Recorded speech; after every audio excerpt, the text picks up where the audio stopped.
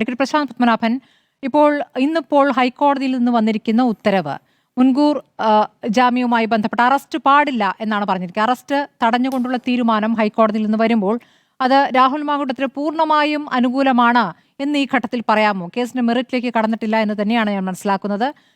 അതോടൊപ്പം തന്നെ ഈ ബന്ധം, അതായത് ഈ പെൺകുട്ടിയുമായുള്ള ബന്ധം അത് കൺസെൻഷ്യൽ ആണ് എന്നുള്ള കാര്യം, അതായത് ബന്ധമുണ്ട് എന്ന് സമ്മതിക്കുന്നുണ്ട് രാഹുൽ മാങ്കൂട്ടത്തിൽ. സാധാരണ ഇത്തരം കേസുകളിൽ പൂർണ്ണമായും നിരാകരിക്കാറുണ്ട്. അങ്ങനെയല്ല, ബന്ധമുണ്ട് എന്ന് സമ്മതിക്കുന്നു.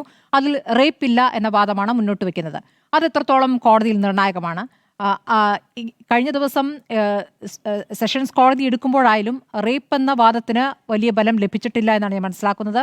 അവിടെയും ഏറ്റവും ബലമായത് നിർബന്ധിത ഗർഭചിത്രമാണ്. അപ്പോൾ അത് ഈ കേസിൽ എത്രത്തോളം നിർണായകമാണ് അഡ്വക്കേറ്റ് പ്രശാന്ത് പത്മനാഭൻ? അതെ, ട്രയൽ കോടതി ഹൈക്കോടതി ഓർഡറിനേക്കാൾ വിശദമായിട്ട് ട്രയൽ കോടതിയുടെ ഓർഡറിൽ റേപ്പ് നിൽക്കുന്നില്ല എന്നാണ് ട്രയൽ കോടതി ഇതുവരെയുള്ള തെളിവുകളുടെ അടിസ്ഥാനത്തിൽ കണ്ടെത്തിയിരിക്കുന്നത്. അതിൽ പ്രധാനപ്പെട്ട ഒന്ന് രണ്ട് കാര്യങ്ങളുണ്ട്. ഒന്ന്, ഈ പരാതിക്കാരി തന്നെ വിവാഹ വാഗ്ദാനം നൽകി എന്ന ഒരു കേസില്ല. കാരണം അവർ വിവാഹിതയായിരുന്നു. അപ്പോൾ വിവാഹ വാഗ്ദാനം നൽകി പീഡിപ്പിച്ചു എന്നൊരു പരാതി ഇല്ല എന്ന് ട്രയൽ കോടതി റെക്കോർഡ് ചെയ്തിട്ടുണ്ട്. രണ്ടാമത്, കൺസെൻഷ്യൽ ആയിരുന്നു, ആദ്യമേ കൺസെൻഷ്യൽ ആയിരുന്നു എന്ന് പരാതിക്കാരി തന്നെ പറയുന്നുണ്ട്. അപ്പൊ അത് കഴിഞ്ഞ് ആ കൺസെന്റ് ഇല്ലാതായി, പിന്നീട് നിർബന്ധമായിട്ട് ലൈംഗിക ബന്ധത്തിലേർപ്പെട്ടു എന്നാണ് പരാതി. പക്ഷെ അത് മേക്കൗട്ട് ചെയ്യാൻ കഴിഞ്ഞിട്ടില്ല എന്നാണ് ട്രയൽ കോടതി റെക്കോർഡ് ചെയ്തിരിക്കുന്നത്.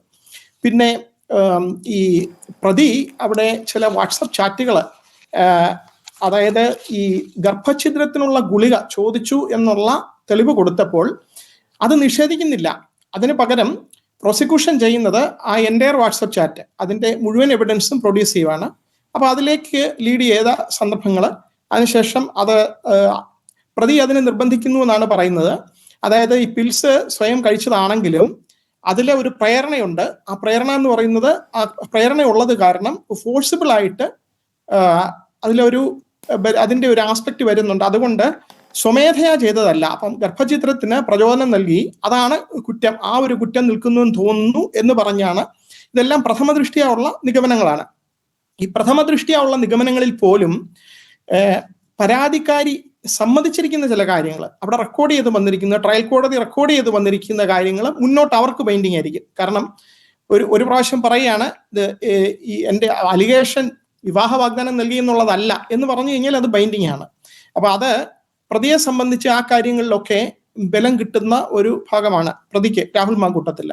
ഇന്ന് ഹൈക്കോടതി വന്നപ്പോൾ ഹൈക്കോടതി വീണ്ടും, ഇന്ന് ഹൈക്കോടതിയുടെ ഹിയറിംഗ് ഞാൻ കണ്ടിരുന്നു ഓൺലൈനായിട്ട്.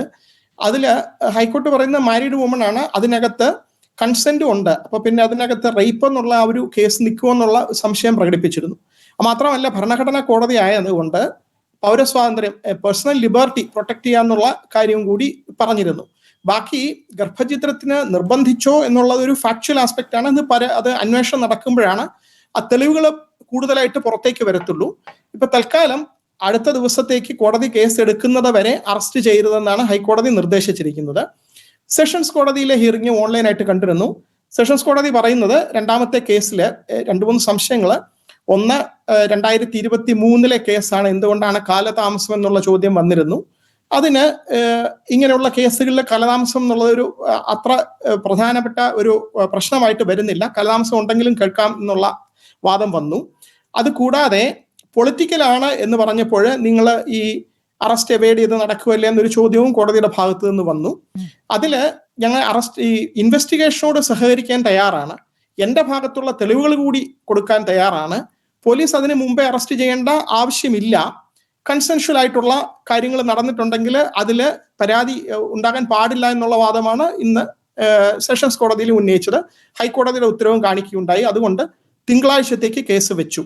സാധാരണഗതിയിൽ ഇന്ന് മുഖ്യമന്ത്രിയും അത് തന്നെ പറഞ്ഞിരുന്നു, ഒരു കേസ് കോടതിയുടെ പരിഗണനയിൽ ഇരിക്കുന്നു, ആ കേസ് ഉടനെ എടുക്കാനിരിക്കുന്നുണ്ടെങ്കിൽ പോലീസ് പെട്ടെന്ന് ചെന്നിട്ട് ആ പ്രതി അറസ്റ്റ് ചെയ്യേണ്ടത് അത്യന്തം ഗുരുതരമായിട്ടുള്ള സാഹചര്യങ്ങൾ, അതായത് ആ പ്രതി ഇപ്പോഴെന്തെങ്കിലും പെട്ടെന്ന് ചെയ്യുമെന്നുള്ള ഒരു അവസ്ഥയോ, അല്ലെങ്കിൽ പരാതിക്കാരിയെ ത്രട്ടൺ ചെയ്യുകയോ, ഏതെങ്കിലും രീതിയിൽ തെളിവ് നശിപ്പിക്കുകയോ ഒക്കെ ചെയ്യുന്ന ഒരു അവസ്ഥയിലാണ് അങ്ങനെ പെട്ടെന്ന് അറസ്റ്റ് ചെയ്യാറുള്ളൂ.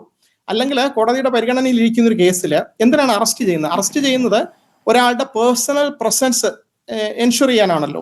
ഇദ്ദേഹം ഈ പ്രതിഭാഗത്ത് നിൽക്കുന്ന ആള് അന്വേഷണവുമായിട്ട് സഹകരിക്കണം, വന്നിരിക്കണം എന്നുള്ള കാര്യം ഉറപ്പുവരുത്താനാണ് അറസ്റ്റ് എന്നുള്ളത് നിർബന്ധമായിട്ട് വരുന്നത്. ഇതിൽ സുപ്രീം കോടതി വിധികളുണ്ട്. ഈ ഡിറ്റൻഷൻ, അറസ്റ്റ് ചെയ്ത് ബെയിൽ കിട്ടാതെ അറസ്റ്റ് ചെയ്യുന്നത് ഒരു ശിക്ഷയായിട്ട് കണക്കാക്കാൻ പാടില്ല. അതൊരു നോൺ പ്യൂണിറ്റീവ് ഡിറ്റൻഷൻ എന്നാണ് പറയുന്നത്. അതായത് ഒരു പ്യൂണിറ്റീവ് ആയിട്ടുള്ളതല്ല, ശിക്ഷയുടെ ഭാഗമായിട്ടുള്ള ഡിറ്റൻഷൻ അല്ല അത് ചെയ്യുന്നത്. അത് ഈ പ്രതി പെട്ടെന്ന് നിയമവ്യവസ്ഥയുടെ പുറത്തു പോകാതിരിക്കാനോ തെളിവ് നശിപ്പിക്കാതിരിക്കാനോ വിക്ടിമിനെ പരാതിക്കാരിയെ ത്രട്ടൻ ചെയ്യാതിരിക്കാനോ ഒക്കെ വേണ്ടിയിട്ടാണ്. അതിൽ ഇങ്ങനെയുള്ള റേപ്പ് കേസുകളൊക്കെ വരുമ്പോൾ കോടതികൾ കുറെ കൂടെ വളരെ ബെയിൽ കൊടുക്കുകയാണെങ്കിൽ പോലും വളരെ സെൻസിറ്റീവ് ആയിരിക്കണം. ഒരിക്കലും സ്റ്റീരിയോ ടൈപ്പ് ചെയ്യാൻ പാടില്ല.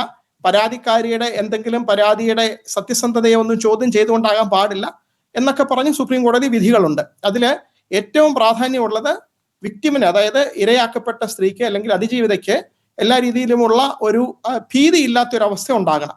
ഈ കാര്യങ്ങളെല്ലാം നോക്കിക്കൊണ്ട് ഭരണഘടനാ കോടതി പറയുകയാണ് ഇന്ന് പേഴ്സണൽ ലിബർട്ടി അപ്ഹോൾഡ് ചെയ്യാനായിട്ട് ബെയിൽ കൊടുക്കുകയാണെന്ന് പറഞ്ഞാൽ അത് തെറ്റൊന്നുമില്ല. കാരണം ജസ്റ്റിസ് കൃഷ്ണയ്യരൊക്കെ പണ്ടേ പറഞ്ഞിരിക്കുന്നത് ബെയിൽ കോടതികൾ ഏറ്റവും ശ്രദ്ധിക്കേണ്ടത് കൊടുക്കാൻ പറ്റുന്നിടത്ത് ബെയിൽ കൊടുക്കുക. ജയിൽ എന്ന് പറയുന്ന ഒരു എക്സെപ്ഷൻ ആയിരിക്കണം.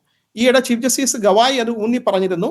പണ്ടേ കൃഷ്ണയ്യർ പറഞ്ഞ കാര്യമാണ്. കോടതികൾ ഇപ്പോഴത് മറന്നുപോയിരിക്കുന്നു. പക്ഷെ നമ്മളത് വീണ്ടും അത് ഊന്നി പറയേണ്ട ഒരു സമയമായി എന്ന് പറഞ്ഞിരിക്കുന്നു.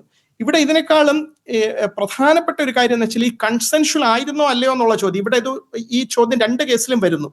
അവിടെ കോടതികൾ നോക്കുന്നത് എന്തായിരുന്നു ഇവർ തമ്മിലുണ്ടായിരുന്ന ബന്ധം, ഈ നല്ല ബന്ധമായിരുന്നോ, പ്രതിയും പരാതിക്കാരിയും തമ്മിലുണ്ടായിരുന്ന ആദ്യകാല സൗഹൃദവും നല്ല ബന്ധവുമായിരുന്നു, പിന്നീട് അത് മാറിപ്പോയതാണോ, അങ്ങനെയുള്ള ഒന്ന് രണ്ട് കേസുകളിൽ സുപ്രീം കോടതിയിൽ നിന്ന് ജസ്റ്റിസ് നാഗരത്നയുടെ ഒക്കെ ജഡ്ജ്മെന്റ് ഉണ്ട് അത് റേപ്പ് ആയിട്ട് വരില്ല എന്ന്.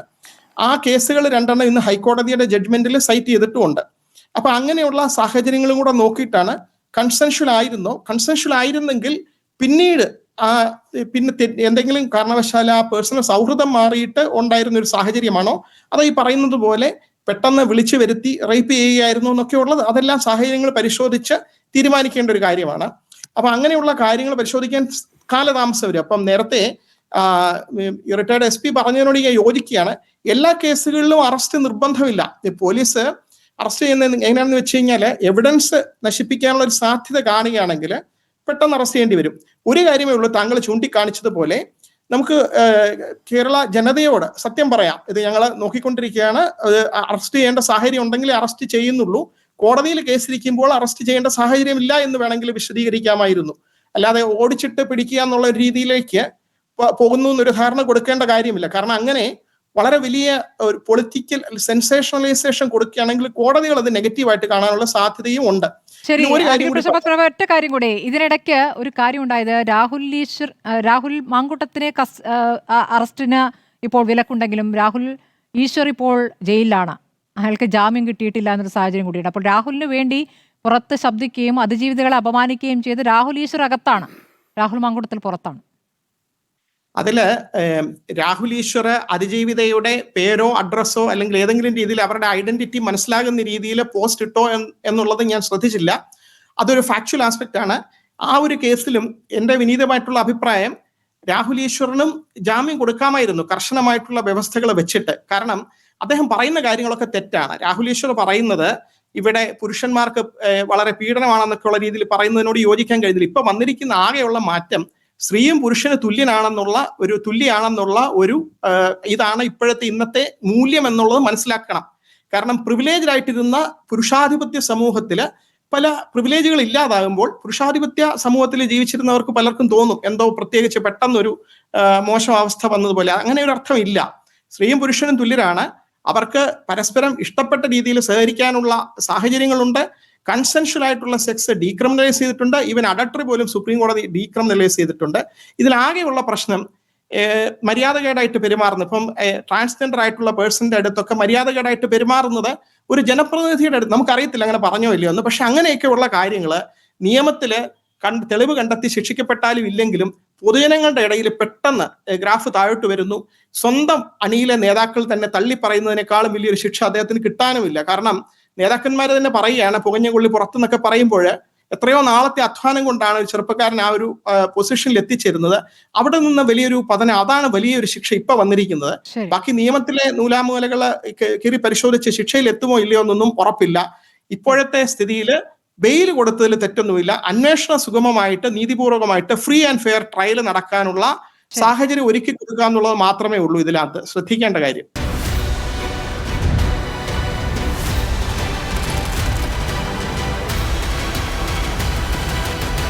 ഡിബേറ്റ് വിത്ത് സ്മൃതി പരുത്തിക്കാട്.